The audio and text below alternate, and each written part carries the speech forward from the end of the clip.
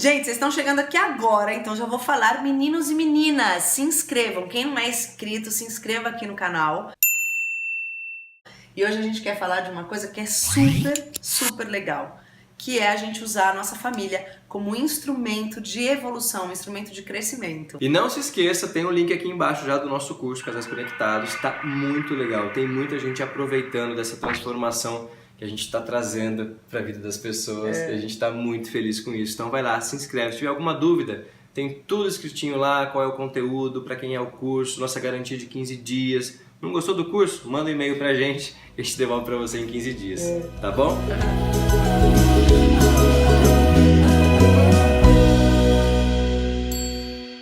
A gente tem uma família de origem. E querendo ou não, essa família de origem, por mais que a gente tenha pensamentos diferentes, por mais que a gente já tenha estudado, analisado essa família ou não concorde com as coisas e queira fazer diferente, essa família sempre vai influenciar na nossa vida. Porque isso acontece muito. Às vezes a gente acha que está indo por um novo caminho, está fazendo diferente e quando vê a gente só mudou a categoria, mas o movimento é o mesmo. Porque a gente vive dentro da casa dos nossos pais ou dos nossos cuidadores. Até certa idade, Até certa idade tudo é uma verdade absoluta. A gente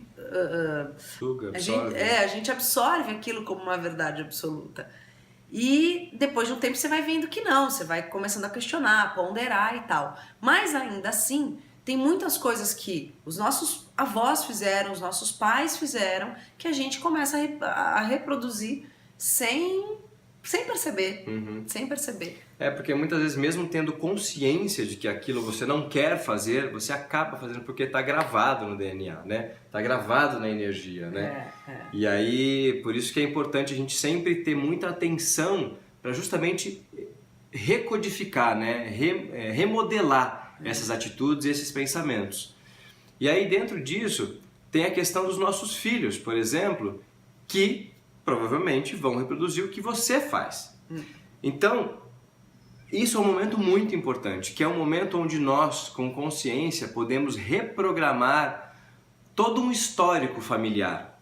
Né? Se a gente tem consciência do que está acontecendo, do que a gente não gosta e acha que pode mudar e quer mudar esse tipo de comportamento familiar, a gente tem sim que passar isso para os nossos filhos. E como é que a gente passa isso para os nossos filhos? Mudando a nossa atitude. Tendo consciência. Tendo consciência e mudando a nossa atitude, a nossa fala. Mas para mudar a atitude, a gente precisa ter consciência. E para isso a gente precisa de muita autoobservação, precisa de muita aceitação, precisa de muita verdade para olhar para tudo, né? Porque a gente não precisa continuar repetindo os padrões familiares que não nos cabem nem como verdade, né?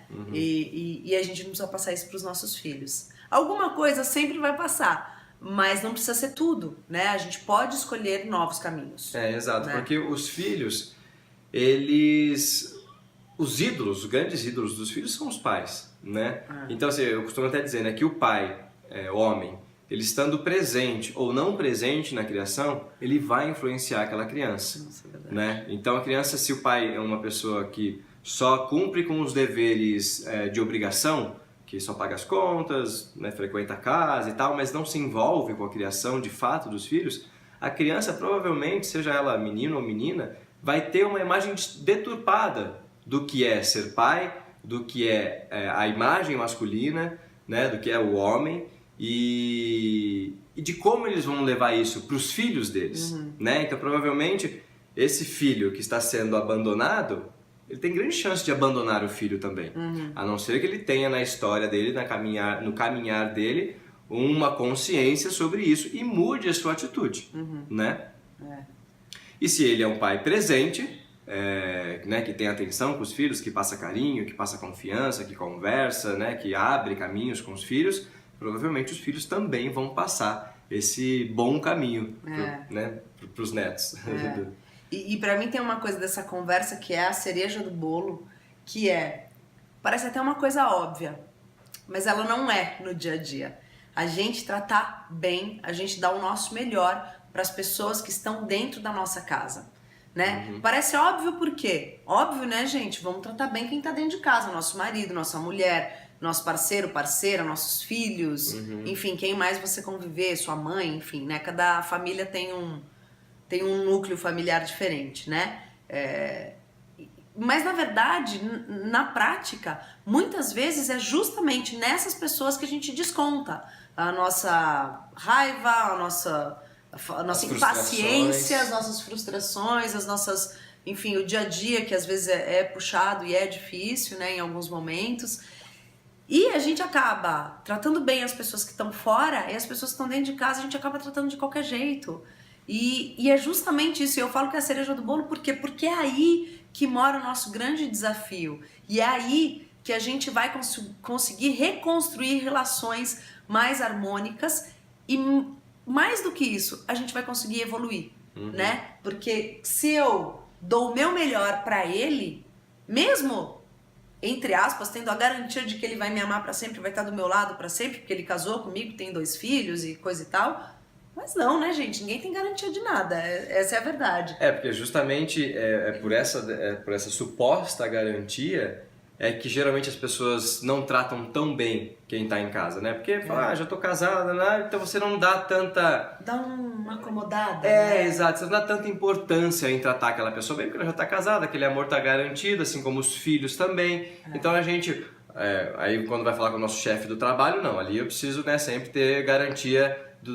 da maneira que ele vai me olhar. O colega do trabalho é a mesma coisa, a pessoa que está na rua também, né? Precisa passar uma boa imagem e tal. Agora, dentro de casa, a gente já deixa um pouco mais sem atenção com isso, né? E para prestar atenção, de alguma forma, um pouquinho, a gente acaba fazendo isso. E assim, eu falo a gente porque a gente é uma coisa muito automática. Só que o que a gente está querendo relembrar vocês, né, e chamar a atenção? Que a gente precisa ter consciência disso para que isso não seja um padrão, né? De vez em quando, obviamente, né, a gente vai acabar relaxando, vai acabar... Enfim, tem coisas que são da convivência mesmo. Mas, no geral, não dá para ser. No geral, né, sejamos o nosso melhor dentro de casa. E isso é um grande exercício, é um exercício diário. E ele é absolutamente necessário. Aliás, um exercício que é muito interessante para que você faça aí, para que você tenha mais consciência de qual tipo de relação e que talvez quais comportamentos padrões você está repetindo, é você parar para pensar agora, assim, se você puder, fecha os olhos aí, pensa um pouquinho.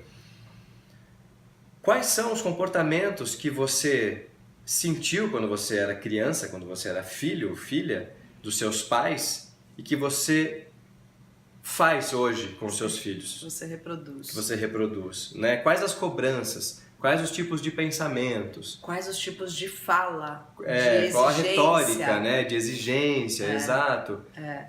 E a mesma coisa, né? Você pode aí, de repente, até dar uma pesquisada de leve. Pergunta para os seus pais. Fala, pais, como que vocês pensavam em me criar? Né? O que vocês pensavam quando vocês estavam me criando, me educando e tal? O que era primordial para vocês?